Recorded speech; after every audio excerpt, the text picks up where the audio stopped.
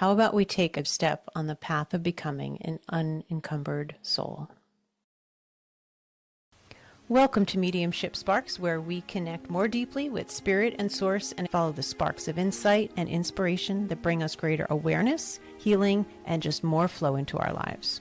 I'm Noelle Dean, intuitive medium, licensed therapist, and your host. A quick note before we begin: this podcast is for educational purposes only and provides general information. It is not medical or psychological advice and is not a substitute for care from a licensed health professional.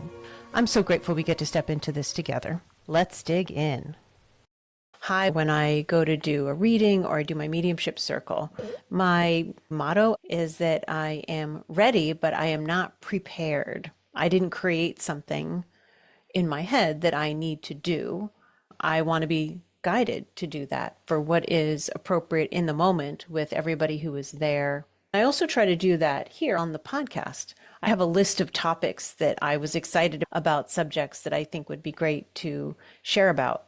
When I think about recording the podcast, I tune in to see what feels right in this moment, what's coming to me, and who wants to join me. What I'm seeing is a man similar to somebody who came up in a reading I did the other day. It was an older gentleman in his 80s, wearing a off-white, not quite yellow, short-sleeve button-down shirt. He has dark trousers, not in great health. Older, maybe hard to move. His energy feels naturally low at this point in his life. When it came up in the reading, the person I was meeting with could identify it was a grandfather. But how it's coming to me now is actually as a memory of my own, being at my Aunt Sandy's house, and this was her Uncle Louis. I only remember meeting. Feels more right to say Uncle Louis's energy. All of us have the relative of a relative that we don't really know that are way older than us. I remember seeing this Uncle Louis. I was probably about 12 or 13. And if he was in his 80s, he was ancient compared to me and how I would have viewed him. And he was somebody that you noticed, but his energy was quiet as well as his voice. I'm being told when people go to spirit, the transformation that can occur within their soul. And then the remembering that somebody like an Uncle Louis, when he's in spirit, has a level of vitality we may have never known about them when we knew them in the physical world, especially when there's a big age gap, who came across a very particular kind of meek kind of way. We're being encouraged, don't underestimate the power of their soul when they're on the other side. After they have recovered from their transition back home, who they really are is a much more vital being than how we remember them. This is important because we can really capture people in our mind of how they are based on how they were. And that's not really an accurate picture. I feel very aware of when I share with my mother as an example. If some relative comes through in a visual, she'll refer to how they were before they passed, as if they're just continuing on that same route. We remember what we remember, and how people were or how they treated us. We remember how people made us feel. But we want to keep in mind that when people are on the other side, maybe immediately, maybe not immediately, but eventually, there's the term coming in is like cleaning up their act. There can be, and there doesn't have to be, and I don't think we're obligated to let go of how people occurred to us while they were here. As these words are coming out of my mouth, the therapist in me is, let's take a moment here and also look at who felt safe to us and who didn't. We had an episode on the podcast of exactly that. A mom who had recently passed, who was putting on a good front for a while during a reading, and then the true nature of where she was at in her own growth and development and evolution came out, and it was nasty. She's the one who told me to F off. This is also a reminder to us that when we cross over, that we will eventually, they're using the term unpack your luggage. I think they mean baggage.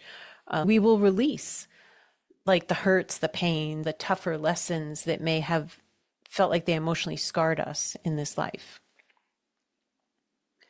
I got a very clear inside tip from a grandmother after my sister passed that it was really important for us to resolve the issues in our relationship while I was still on this side of the veil. Oh, getting confirmation chills, big ones, given how our relationship was the last decade where we were estranged. I had no trust left for her. So I wasn't necessarily willing to take a chance. It was only because I was encouraged by our loved ones on the other side that I tried. We need to get support, but also really feel out for ourselves if somebody comes through that was not a person of good intentions, whether or not they feel safe yet. Maybe they will someday, but it might not be yet.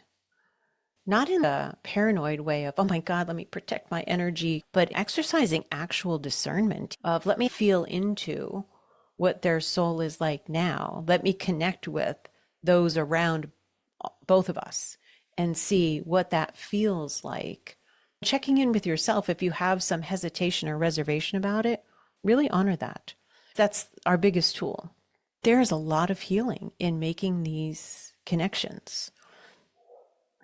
These unresolved issues, the grief that can linger, there's hope and love and positive feelings and energy available by letting crap go. You choose to connect with somebody in spirit, and then you realize she's still an asshole and you're not going to reconnect with her. There's some good feelings in that for you, about you, that you're willing to forgive. Not an easy task, especially somebody who's sensitive to energy. Take an opportunity, if one presents itself, to see if you can resolve stuff. I think that's a big and bold move. When my father started showing up, a little while after he passed, he showed up in this kind of jokey way. I've talked about this before, but it feels deeper now. I wanted nothing to do with him. After his wife passed, I swallowed my frustration and annoyance and decades-long resentment towards him because he was lonely. He had severe health conditions. He was just in really bad shape. He was lonely, and he was calling me for the first time ever. So that tells you where he was at emotionally. I would have phone calls with him. We would laugh about stuff. I didn't try to have any really serious conversations with him about anything. Maybe I had one or two, but that was it, because I knew he wasn't capable and it was going to be unsatisfying to even try. When he passed, I was like, screw that.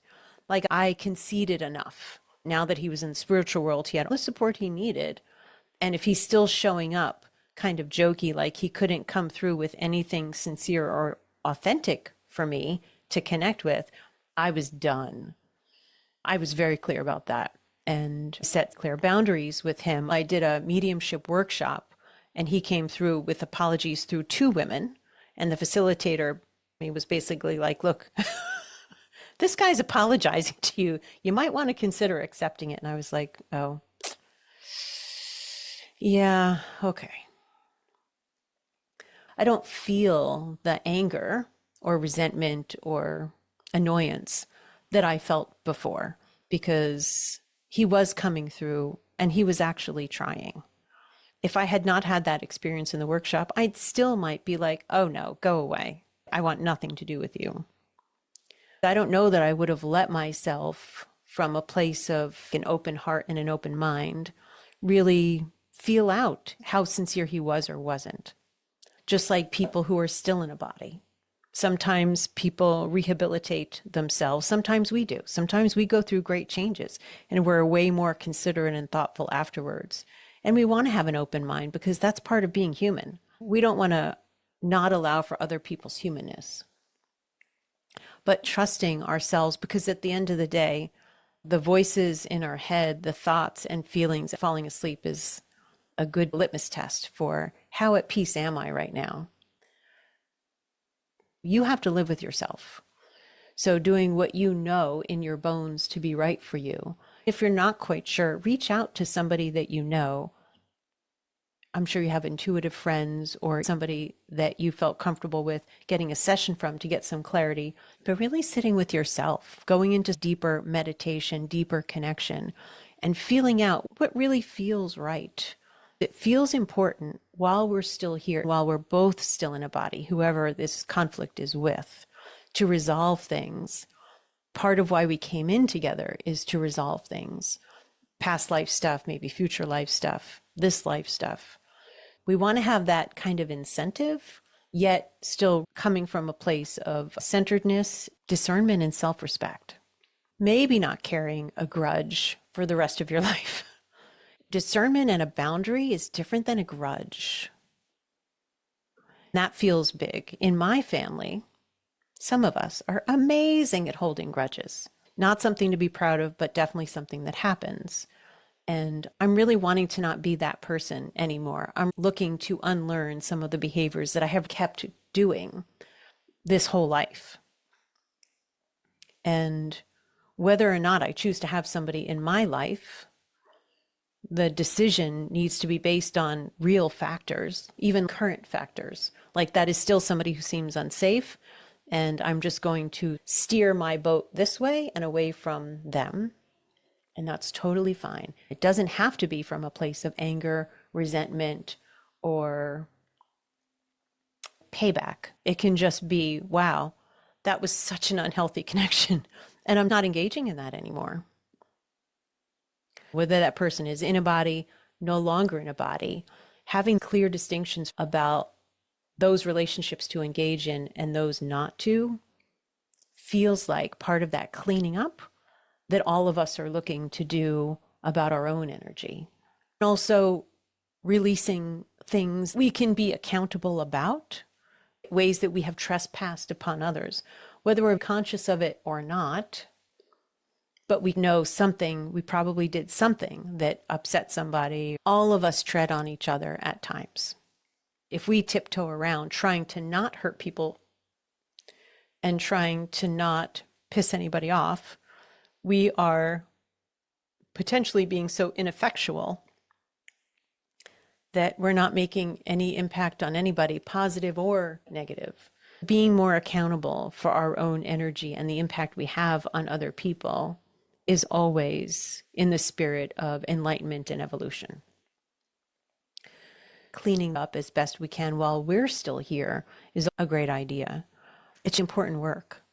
And I want to encourage you, as I'm encouraging myself, while we're here looking to refine these changes we want to make in our lives, this is a perfect opportunity while we're here to have our flaws, make our mistakes, and then to clean up our messes with love, grace, and compassion, and to serve that also up to others as they are also being human and doing their best. And spirit world, earthly world, we get to set our own boundaries. We get to create our own support circles. And the most accountable person we need to focus on is ourselves. I really hope this speaks to where you're at in your life and how you're sorting through relationship stuff. It's such a big deal. The people around us affect and influence us a whole lot. So we want to be mindful and clean in those connections as much as we can. And whatever work you're doing or whatever work you're putting off that you're not yet ready to do, I respect all of it. It's so easy to beat yourself up about what's not maybe feeling ready for healing. And that's so okay. You'll get there.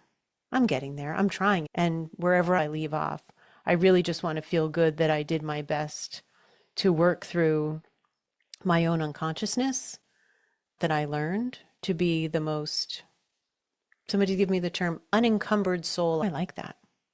Unencumbered. Letting go of shit. Like for real though. Not saying, oh, I'm working on it, which I've said for 40 years. But actually living that, really meaning that. It is freeing.